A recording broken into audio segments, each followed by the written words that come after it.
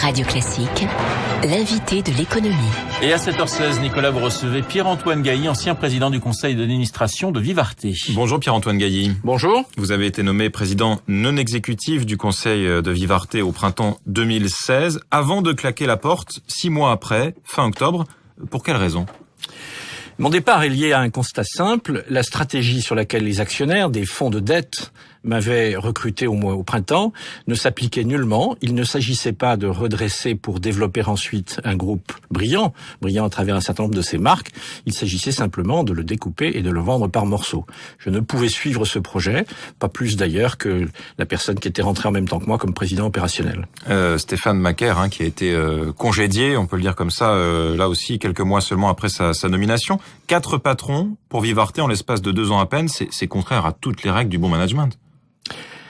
C'est probablement lié à la nature de l'actionnaire depuis 3 ou 4 ans. Encore une fois, l'on confond trop souvent des fonds d'investissement qui réellement s'investissent pour développer, mettent des fonds propres, avec des fonds de dette qui, eux, rachètent des vieilles dettes d'entreprise, parfois apportent de l'argent frais, ce fut le cas il y a 3 ans maintenant, mais l'on oublie de dire que lorsqu'ils ont apporté de l'argent frais, ils l'ont fait au taux avantageux de 11%. Donc, ces 11% sont ensuite à rembourser par l'entreprise elle-même. Ces 11% sont à payer sur la bête, pardonnez-moi l'expression un peu triviale, par l'entreprise elle-même.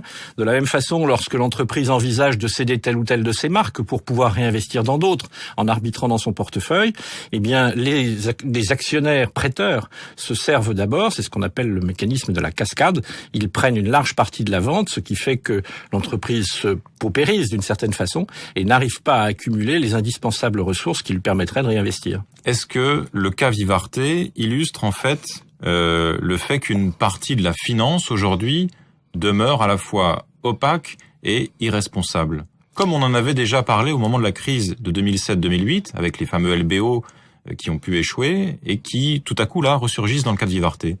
Je pense que nous sommes dans une situation différente de ces fameux cas de LBO que vous évoquez. Encore une fois... LBO, pardon, pour les auditeurs, c'est quand on rachète une entreprise en faisant recours à de la dette pour pouvoir la racheter, dette qu'il faut ensuite rembourser avec les bénéfices de l'entreprise. Absolument. Mais au moins, vous avez des actionnaires, ces fonds de LBO, qui, encore une fois, sont investisseurs en capital, même s'ils le sont aussi en partie par la dette. Là, dans le cas d'espèce, vous avez des investisseurs qui n'ont investi que de la dette, qui n'ont jamais mis de fonds propres dans l'entreprise, qui n'ont jamais augmenté le capital, qui donc ne donnent pas du tout la même possibilité à l'entreprise de s'en sortir. C'est malsain, en fait. Donc c'est très curieux, et en plus c'est un objet, dans le cas d'espèce, qui échappe à tout contrôle.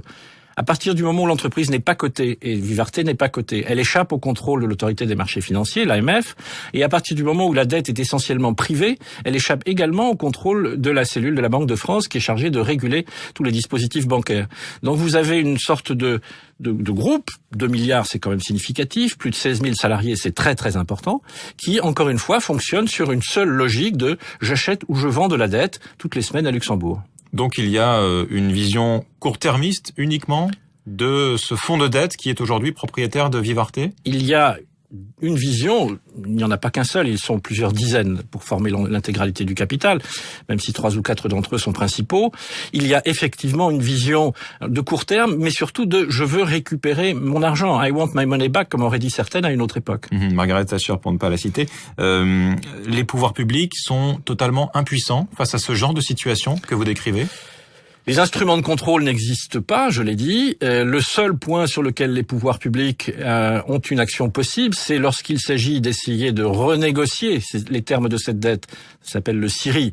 Mais ça n'est pas un pouvoir définitif que le CIRI aurait sur les actionnaires ou sur l'entreprise. Et puis, c'est très triste à évoquer, mais à partir du moment où il y a des plans de sauvegarde de l'emploi et des opérations de licenciement significatives, les inspecteurs du travail auront leur mot à dire. Mais ce sera déjà trop tard, en quelque sorte. Il y a quand même une différence de traitement avec Alstom Belfort, 400 emplois seulement, si je peux dire, et là, 1500 à 2000 emplois menacés. Comment l'expliquer, selon vous ? Je ne me l'explique pas, sauf à dire que des des marques symboliques ou des sites symboliques ont probablement dans l'imaginaire français plus d'importance que d'autres. C'était manifestement le cas à Belfort, c'était manifestement le cas sur une marque comme Alstom. C'est l'industrie, là ce sont les services, ce sont des sites disséminés à travers toute la France. Vous avez des phénomènes de concentration, encore qu'à certains endroits, vous devez avoir plusieurs centaines de personnes de Vivarté qui travaillent. Donc on pourrait imaginer aussi que tel ou tel centre de logistique, par exemple, se retrouve dans un statut comparable à celui d'Alstom. J'observe que ce n'est pas le cas. Est-ce affaire de politique locaux, je ne sais pas. Si on met de côté le problème de la dette de Vivarté et celui de ses actionnaires propriétaires actuels, est-ce qu'un redressement des différentes enseignes, la Halle, la chaussure, André, qui sont dans le secteur du textile, de l'habillement, qui souffrent globalement en France avec un marché en repli, est-ce qu'un redressement de ces différentes enseignes est à vos yeux aujourd'hui possible ? Aujourd'hui, je ne sais pas, j'ai quitté l'entreprise il y a maintenant 3 mois et demi. Il l'était en tout cas l'été dernier lorsque Stéphane Macaire, vous l'avez évoqué, avait présenté son propre plan. Quelques actifs devaient être cédés, encore une fois, pour permettre aux 2 halles de repartir. La halle aux vêtements avait commencé son redémarrage depuis quelques mois. Il y avait donc tout un plan qui, sur une période pas extraordinairement longue, il s'agissait de 2 ans et demi, permettait de passer le cap et de rebondir avec un portefeuille de marque légèrement plus resserré, mais avec en tout cas la possibilité de trouver de nouveau de la croissance, avec également de quoi financer l'indispensable déploiement numérique qui maintenant est important pour des groupes de cette nature. Est-ce que dans ce plan, il y avait justement une contre-offre, une contre-attaque par rapport à la toute-puissance de géants, y compris du secteur de l'habillement comme Amazon ? Il y avait, alors, par rapport à Amazon en termes de numérique, l'écart est grand, mais déjà par rapport à des groupes plus classiques, même s'ils ont su faire évoluer leur méthode, ça s'appelle Zara, ça s'appelle Primark, ça s'appelle des gens comme ça, qui ont su désaisonnaliser le business. On ne travaille plus sur 2 voire 4 fois par an, mais on travaille au mois le mois quand ça n'est pas à des rythmes plus courts. Il y avait largement de quoi faire des choses de cette nature, oui. Et pourquoi ça n'a pas convaincu les actionnaires à vos yeux ? My money back, tout de suite. C'était trop long, 2 ans, trop long. C'était trop long, c'était peut-être trop aléatoire pour certains. Ça ne correspondait pas finalement à ce pourquoi ces gens avaient acheté de la dette, la récupérer le plus vite possible. C'est terrible ce que vous décrivez finalement. C'est assez particulier. Pour moi, ce fut une découverte. J'ai pourtant quelques expériences en matière de finance. Je sais à peu près ce qu'est un LBO. J'en ai monté et démonté.